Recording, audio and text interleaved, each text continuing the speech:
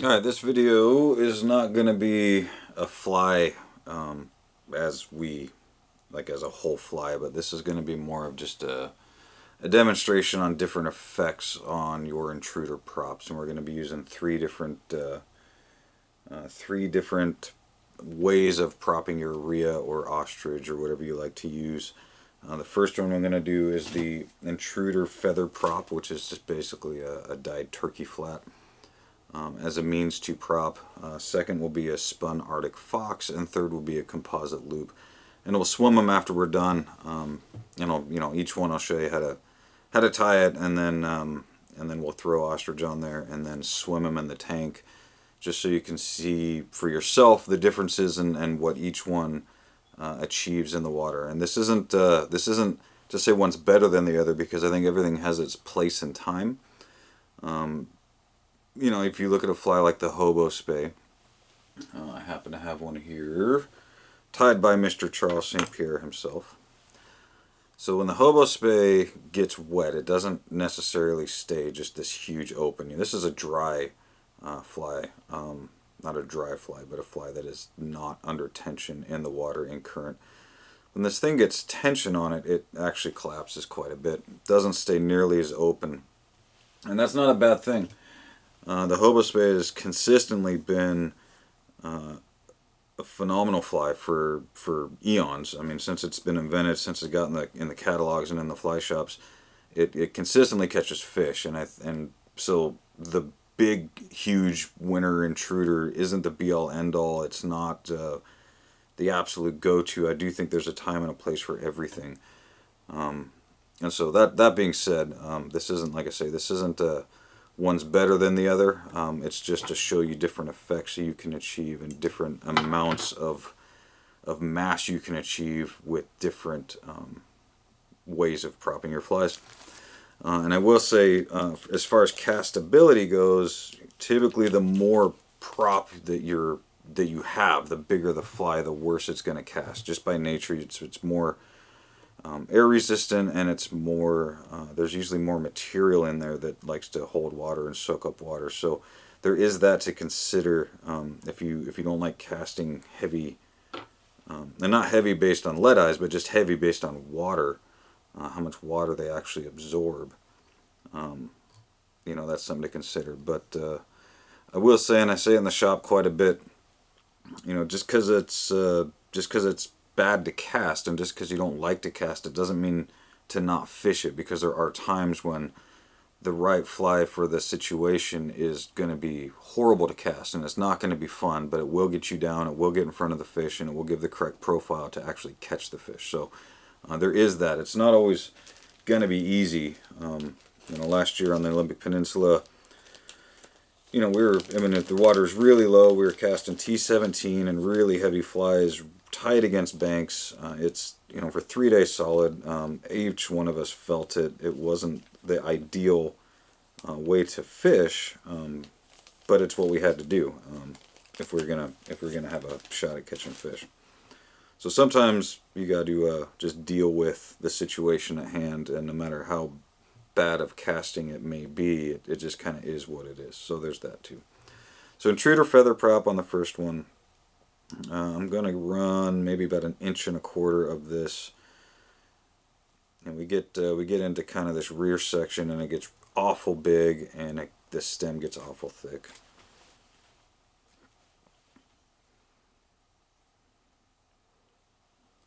I'm going to tie it in tip first, and each one of these we're going to test I'm going to do my best to give it the same size little bump here. This is Fish Dope dubbing by Montana Fly Company. It's a dubbing invented by, or mixed, or whatever you want to say, by Bruce Berry.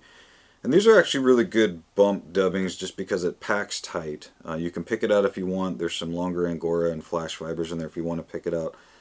But I do like a dubbing for my bump that packs really tight. I don't always like it picked out. Tie it into first. Spin her around here. And there's one key component to the intruder feather props. I always get that wrong. I always feel like it should be called an intruder prop feather. So if I mix it up, that's why. Tie her off. This is a very important step. When you first tie these in, they clump really bad. The turkey fibers have a lot of little microbarbules on them that like to stick together. So give her a good brushing. Forwards and backwards. I think you can already tell that this guy here, how she's going to react, or how the feather's going to react. Typically, actually we'll just do a real life scenario, because typically I wouldn't just leave it at this. A real life scenario for me anyway would be to like throw something over the top, like mallet or something like that. So a lot of times, or schloppen or something along those lines. So a lot of times most of the time actually, I like throwing mallard flank in front of these. Because I like the effect, and mallard kind of shares these same properties of being a thick stem. You can wrap it on the stem, and these stay pretty rigid when they're still on the stem. So instead of just doing the feather prop by itself, we'll do kind of a real world fly comparison here. So I will tie it as I tie my normal flies.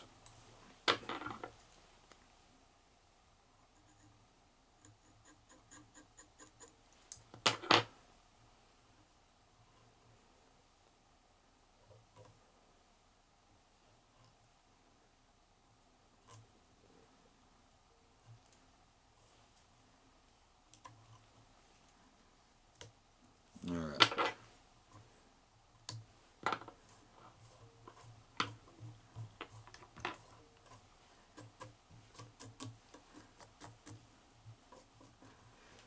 Cool.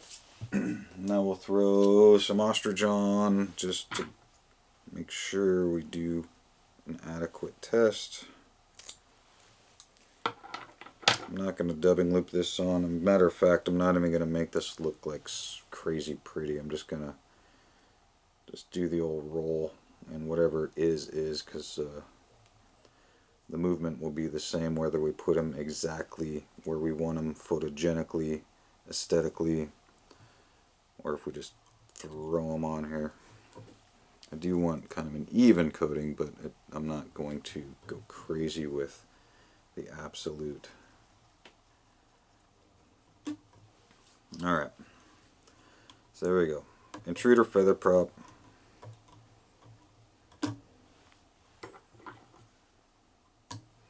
And on the video, when we swim them, I'm going to throw a cone on here just for some weight.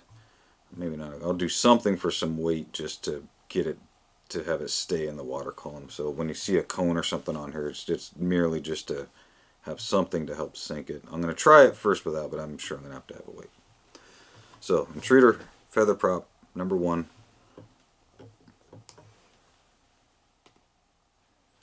Pink.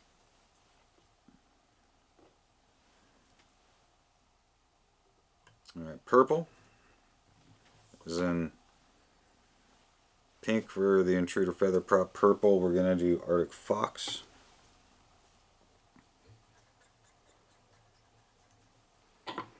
And to stay true to science, in the name of science, we will keep the same little bump back here with fish dope.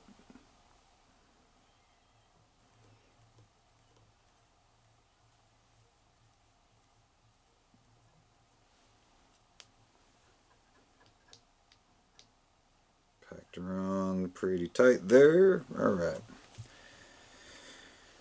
Arctic foxtail in a dubbing loop, because that is the only way to do it, in my opinion.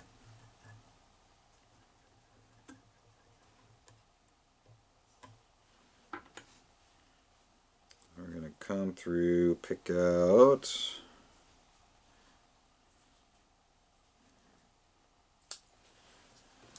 a little clump here, go through, pull out our defects. And in the last video, you listened to me gripe about not having my comb and having no idea where it is in the pile of crap. I still have not cleaned my pile of crap, so therefore I still not have a comb. So I'll do my best to get all of the micro junk fibers out of here. Usually the Velcro and the bod can do a pretty good job. Alright. Open her up, throw her in. Now this will largely depend, the size of your, the amount of Arctic fox you have will dictate the overall effect you want to achieve. So I'm just going to go to the end of the hook guide here, which is, you know, kind of my standard intruder.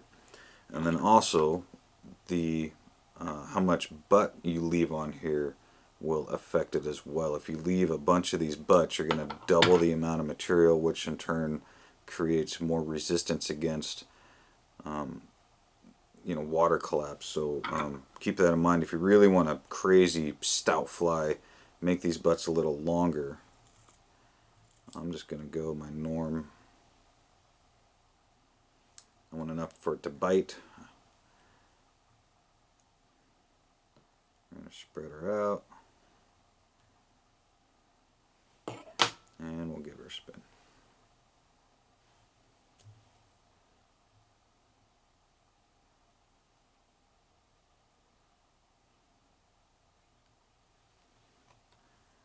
Go through with the brush.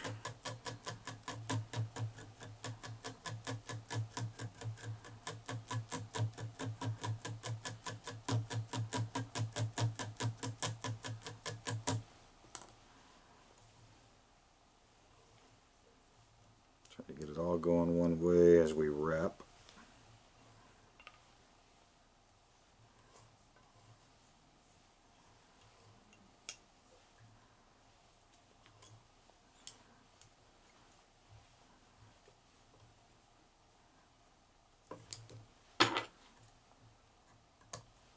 Okay. You can see she's standing pretty proud up there. I usually roll it just a little bit because I do like the effect of just having it a little sleek. I'm kind of a...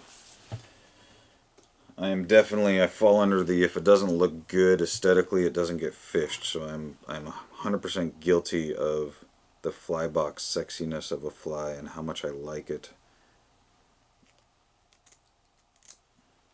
And there's times where I like the fly when I tie it, and then I really don't like the fly after I've looked at it in the box for a little while, so there's that too. So purple, we'll do purple ostrich to match the purple theme we got here.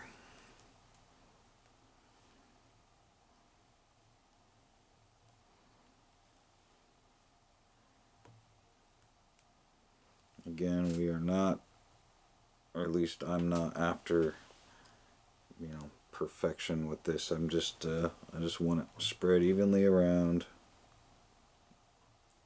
just to gain some sort of uniformity in our tests here.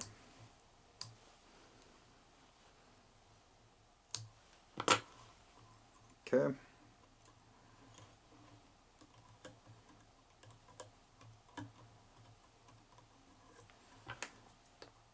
Purple, Arctic fox.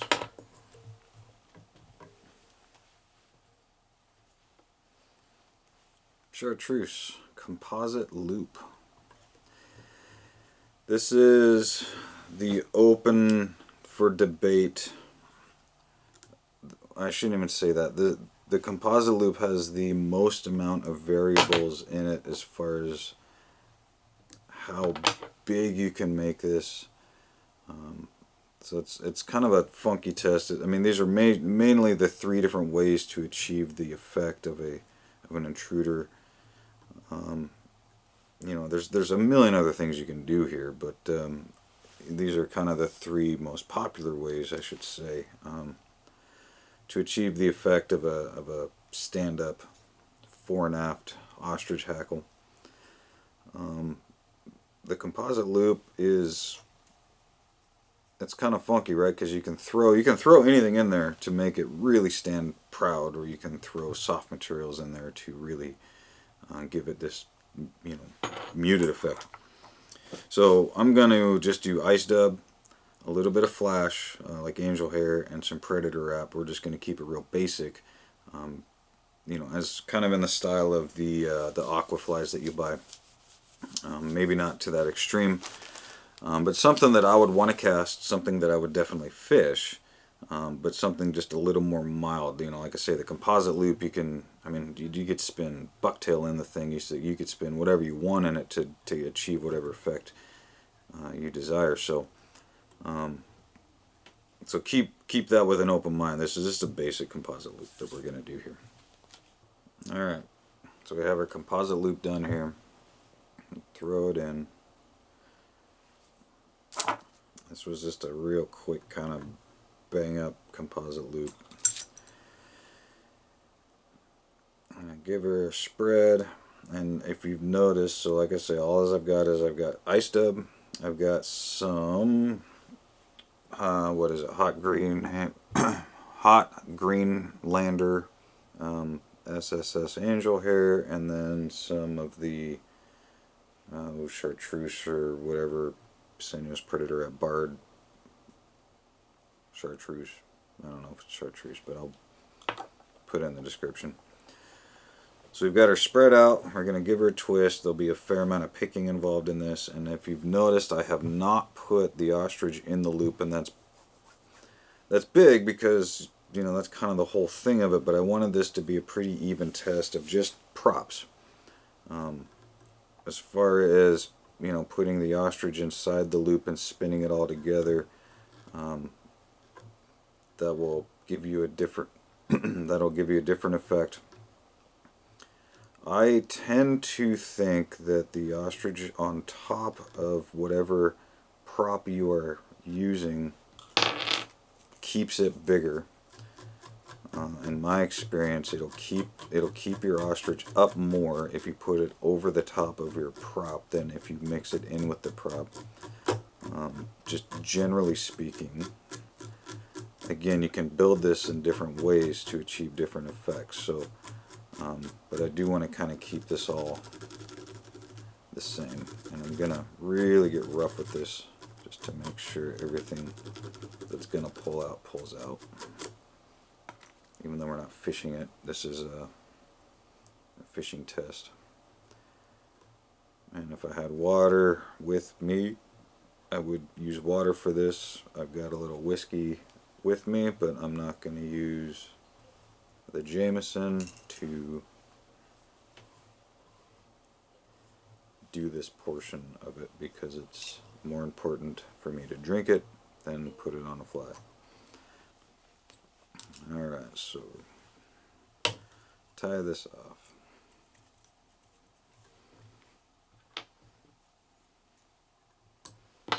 And then again we will get this all back up.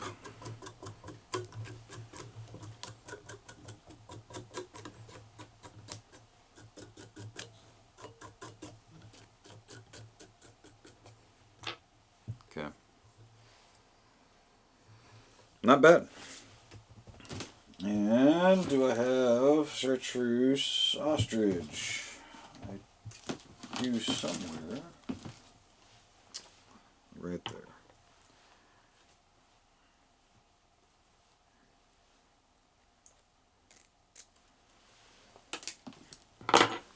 All right.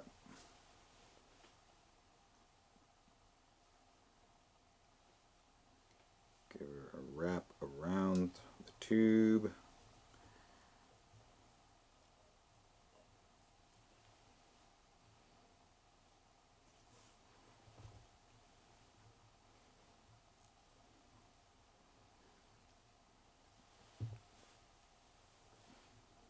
And if you're wondering why I didn't put the ostrich in a dubbing loop, is because I don't want to take that much time for this, and it's very hard to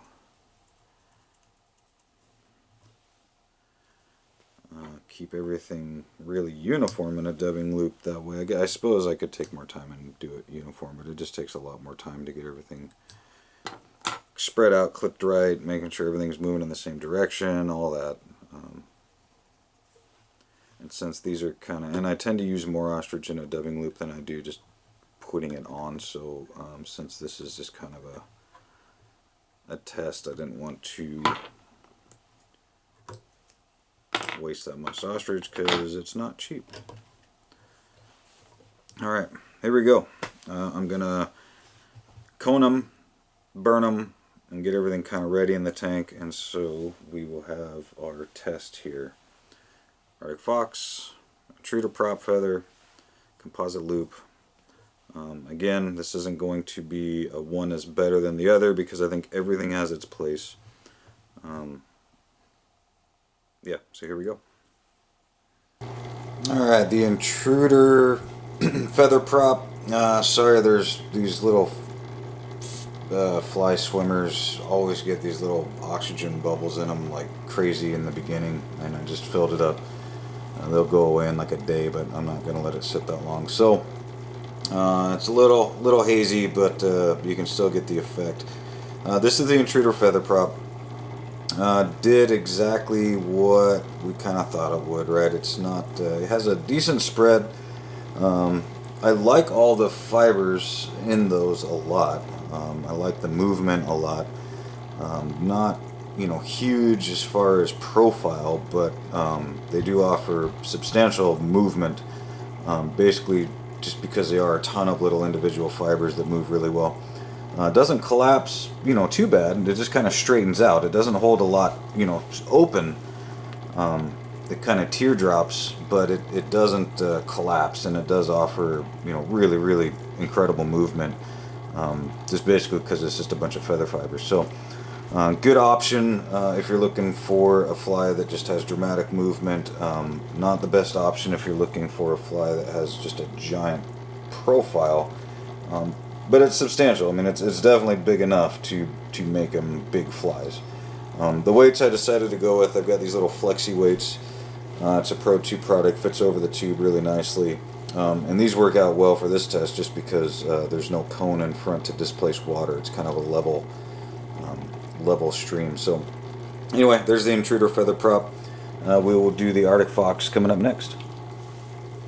Alright, the Arctic Fox. Even though I used a little bit less ostrich on this fly, I wasn't really paying much attention apparently, but you can really see how much the Arctic Fox makes your ostrich stand out.